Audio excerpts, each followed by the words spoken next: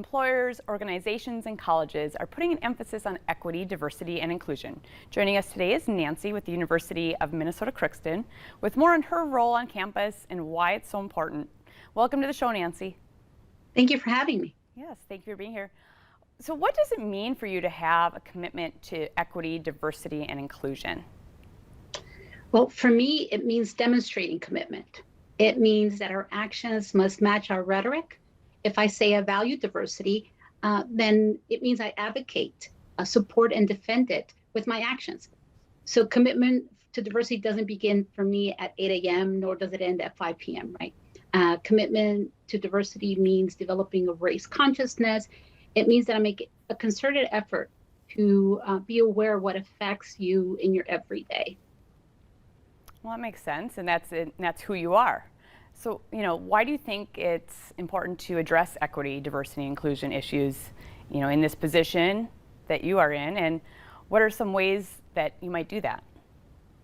Yeah, and I typically in my everyday practice, in terms of diversity, equity, and belonging, I don't talk about these as issues. In many ways, issues has a kind of a negative connotation. To me, diversity is, as you just said, who I am.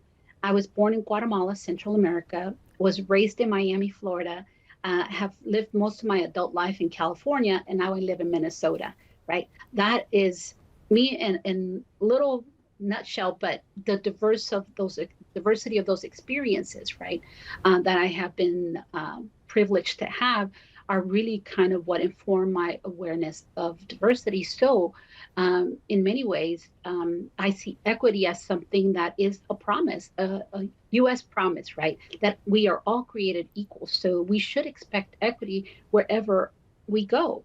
And inclusion, well, maybe that's where we get to the answer to the question, why this matters, right? This country has always been a diverse country. The first peoples in this country were Native peoples, and the Native languages, Native practices, right? And the first colonial cities, in fact, in this country were Spanish-speaking cities, like St. Augustine in Florida, that was established in 1565, or Santa Fe in New Mexico, that was established in 1598. That's many years before Jamestown in 1607. What has shifted is that now in the late 20th century and early 21st century, many of these voices, these diverse voices, have become increasingly vocal and visible. So now a lot of these voices are emerging in different ways. In Crookston, for example, the Crookston community has always had a huge Latinx community because they have been the sugar beet workers. Now, the children of those workers have gone on and achieved educational attainment, and now they're contributing to the community in very different ways. Yeah, I think that's really interesting. There's both challenges and opportunities, but how do you challenge maybe the stereotypes and promote sensitivity and inclusion? That's a great question, because I think is probably one of the most challenging aspects of my job.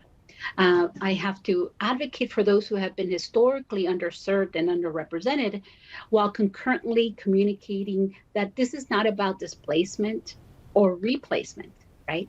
Diversity work is about understanding and engaging, and not about taking something from someone to give to another. I often think about the vineyards worker parable in the Bible, right?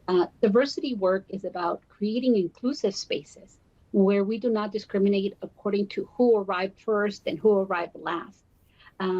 In that parable of the vineyard, you did your work, I did my work, and we each earned our day's pay. But the point was that we all had equal access to the vineyard, right? To be able to work it. So in many ways, that is the challenge of diversity, is communicating this, not displacement, but inclusion. Yes, well, thank you so much, Nancy. It's beautiful, the branches and the vine. I'm familiar with that. So, thank you for sharing this with us and what you do. Thank you so much for having me again, and for the opportunity to speak on this wonderful, wonderful topic. Thank you very much. Coming up on today's show, we have your daily dose of motivation. You won't want to miss it.